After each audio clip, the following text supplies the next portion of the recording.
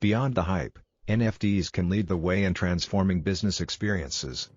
Many businesses and big brands have already jumped on the non-fungible token (NFT) bandwagon, including Nike, the National Basketball Association, Pepsi and even Taco Bell. But are these just for the show, or are these NFTs creating value?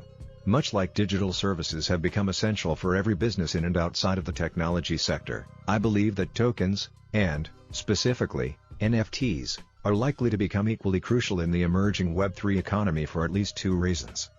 First, my view is that NFTs tokenize ideas at the atomistic level, creating rivalry and exclusivity around goods or services. Markets cannot form when goods and services are non-rival, when one person's consumption does not trade off with another's, or when they are non-excludable, when it is prohibitively expensive to gain access to a good or service with a price mechanism. NFTs, on the other hand, create rivalry and exclusivity by leveraging smart contracts on the blockchain that deliver NFTs to people's digital wallets when they make a purchase. Second, I also believe that organizations can use NFTs to efficiently attract and engage different tiers of customers, each in their own unique way. Whereas traditional marketing involves selling goods and services at a discount, perhaps for a limited duration of time, NFTs allow brands to target specific customers and reward those who want to engage. For instance, perhaps a fashion brand decides to airdrop discount codes or special offerings that are not available anywhere else to NFT holders. Normally, that would be prohibitively expensive to do at scale, but NFTs provide a way. Related, why are major global brands experimenting with NFTs in the metaverse? Building community. To date, however, most of the NFT applications have been among bigger brands, or at least, so it seems based on media coverage.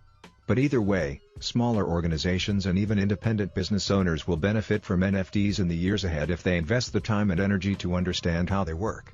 In fact, just think about the types of businesses that are most likely to benefit from NFTs. It is precisely the smaller organizations that do not have as much of a marketing budget to implement large-scale campaigns and discounts that benefit from the reduction in cost that NFTs provide to target consumers and invite them into a community. Forget thousands or hundreds of thousands of dollars that go toward buying email lists, creating sales funnels, and conducting surveys and market research. Understanding competition and knowing your consumer is always going to be important, but the landscape is fundamentally different when you think about reaching people on a blockchain based on their opting in and the ability to track what people are actually buying and engaging with in a transparent way. That's not to say marketing doesn't matter. Marketing and visibility do matter insofar as consumers need to learn about the goods and services that are being offered. But the mechanism behind it all is changing. Simply having a big budget is not going to have as much bang as a smaller organization or independent business owner who has a clear community of loyal customers. NFTs are simply a new technological mechanism for conveying rival and exclusive goods and services to people who value them. They are not a substitute for creating valuable goods and services in the first place. Related, Web3 relies on participatory economics, and that is what is missing: participation. Take, for instance, the positive effects of airdrops and governance tokens, which I've covered in Cointelegraph magazine before, citing Gary Vaynerchuk and Blau. When used with intentionally and prudence, airdrops are a great way of rewarding early users and building a close community.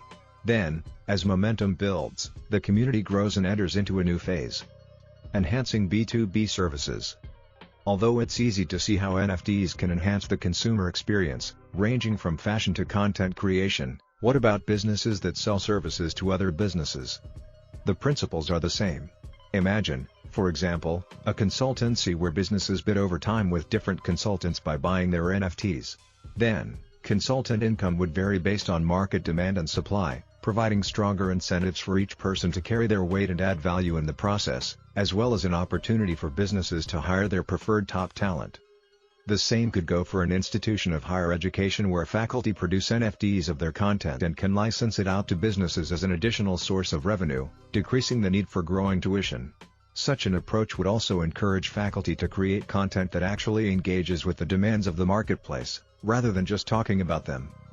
Beyond the outward-facing component, think about the impact that tokens could have on the internal labor market of an organization. One of the biggest challenges within organizations is the absence of a price mechanism, dating back to contributions by the late Nobel laureate Ronald Coase in a 1937 paper, as well as another Nobel laureate Oliver Williamson in a 1981 paper. Since prices in a market function to allocate supply and demand, a problem exists within organizations: there is no price. Instead, internal labor markets and organizational decision-making function through hierarchies. But these are inefficient, and there is a wide array of transaction costs, or factors that drive a wedge between what people want and need to exchange. Related, demystifying the business imperatives of the metaverse. Such frictions can be resolved through the use of an internal economic system where tokens are used to facilitate exchange. For example, raising an employee's salary might be a risky bet, but paying them in tokens creates additional skin in the game and incentives to perform, since the tokens can only be redeemed if the employee remains in the organization. Obviously, creating such an internal ecosystem is not simple, and there are costs and benefits to evaluate in more detail, but at its core, tokens have the potential to fundamentally transform the conversation about transaction costs. Taking stock. It's easy to get caught up with the buzz about NFTs, and even fungible tokens, without knowing why. Clearly, there's something special in the Web3 revolution we're in, but sometimes it's hard to put our finger on why. I believe the secret sauce is in the ability for NFTs to create rivalry and exclusivity at the atomistic level around ideas, and that has profound implications worth exploring further. This article does not contain investment advice or recommendations. Every investment and trading move involves risk, and readers should conduct their own research when making a decision. The views, thoughts and opinions expressed here are the authors alone and do not necessarily reflect or represent the views and opinions of Cointelegraph. Christos Amakrides is a research affiliate at Stanford University and Columbia Business School and the Chief Technology Officer and co-founder of Living Opera, a multimedia art tech Web3 startup. He holds doctorates in economics and management science and engineering from Stanford University.